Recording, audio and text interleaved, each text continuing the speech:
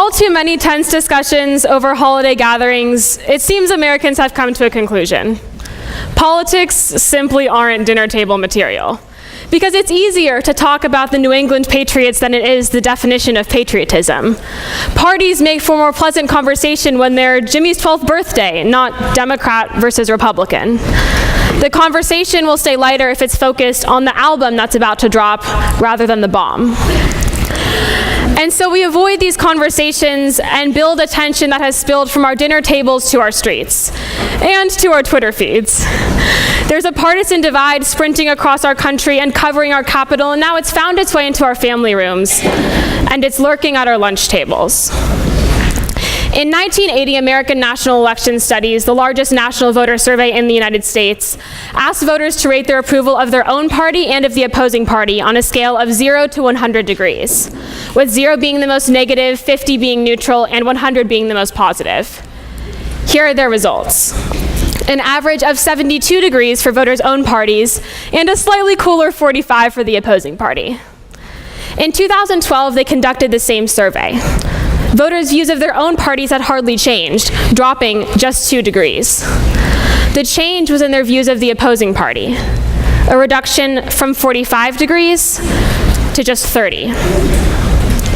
Over the course of 32 years, our opinions of one another have deteriorated. And today, as a nation, we struggle to even be civil. Our discussions have become so negative, our words so provocative, our conversations so unproductive. A large part of this deterioration of unity and civility, this 15-degree reduction, is due to political bubbles. Think about a bubble, something that completely encloses its interior and shelters it from outside influences. A closed case, a curved surface that lets light shine through but distorts the resulting image. Political bubbles work in a similar way. They close off their inhabitants. They don't allow new ideas or information to enter or develop. They're composed of people who largely agree with one another, and of information that confirms those people's shared beliefs. I grew up on one coast or the other in a largely suburban setting that, in the majority of the places I've lived, had incredible diversity. And while I interacted with lots of different types of people and experienced different places, I never really found my beliefs challenged, and I didn't really go about challenging them myself. In short, I had created a political bubble. So my question is, what happens when a political bubble pops? I devoted many months of my junior year to my campaign for youth governor of California. Spoiler alert, unfortunately I lost my party primary, but fortunately that wasn't the only thing I lost.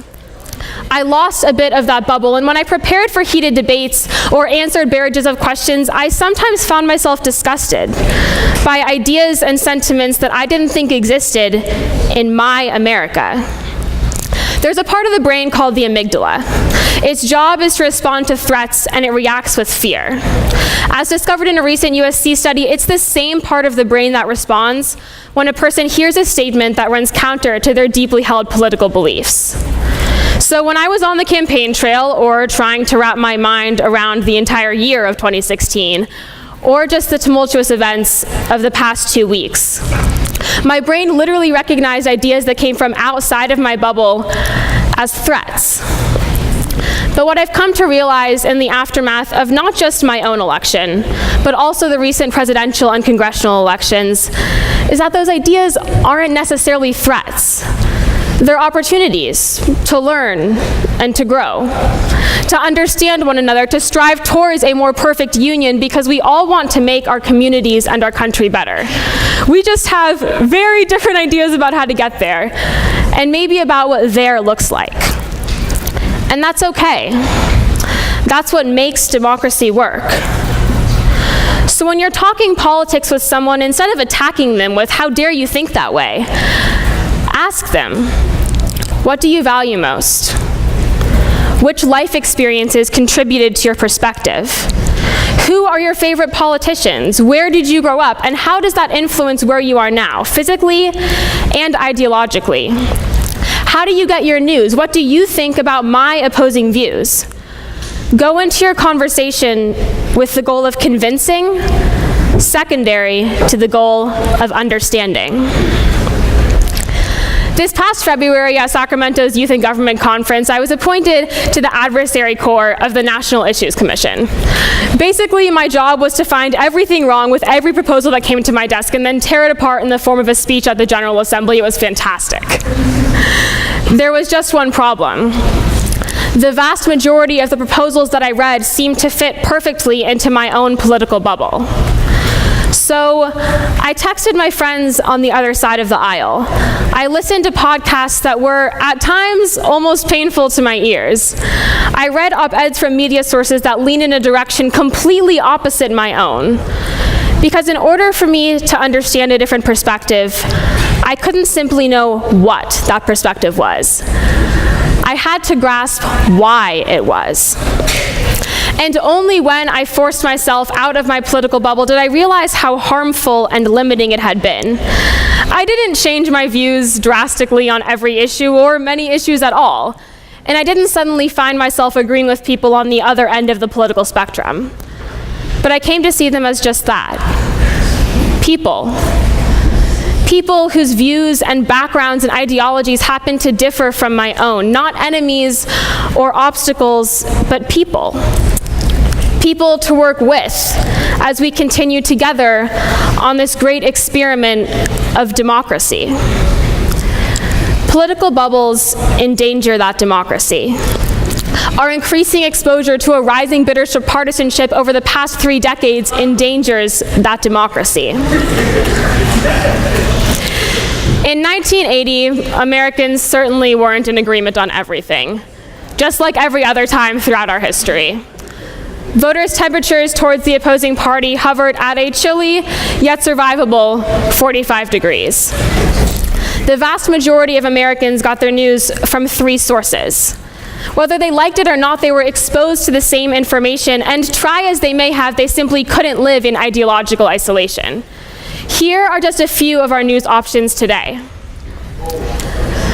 And because of this polarization, no matter where you personally fall on the political spectrum, you can find a media source that confirms the beliefs you allow in your political bubbles. But newsflash, if you're a liberal just watching CNN, or a conservative exclusively listening to Fox News, you're doing it all wrong. I personally have an at least one rule. If on Twitter I follow a few politicians I like, I have to follow at least one with whom I fundamentally disagree.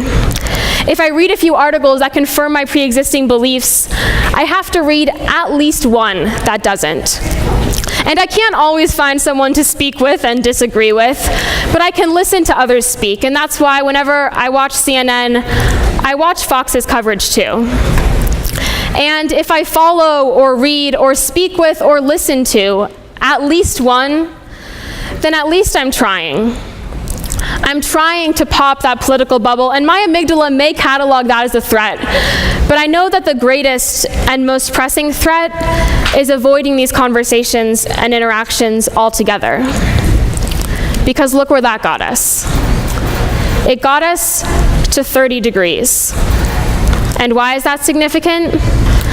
The 95th Congress from 1977 to 78 went through 22,313 pieces of legislation. The 112th Congress from 2011 to 13 went through 12,299. That's roughly half as productive. And of the 240 statutes that this Congress actually managed to pass, 46 were dedicated to the admirable legislative purpose of renaming post offices. 30 degrees is below freezing, and frozen objects don't move.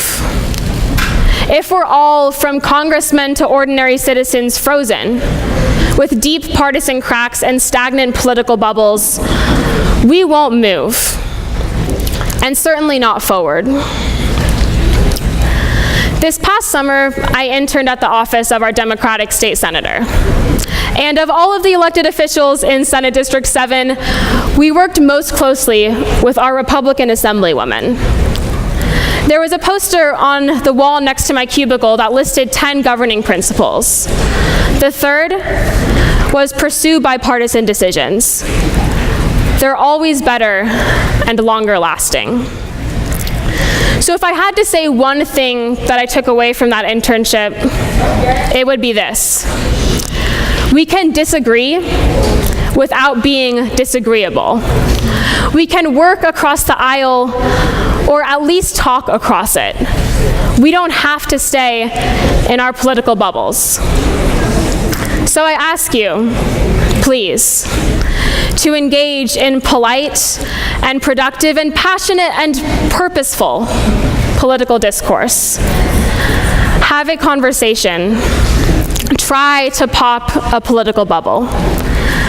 At least one. Thank you.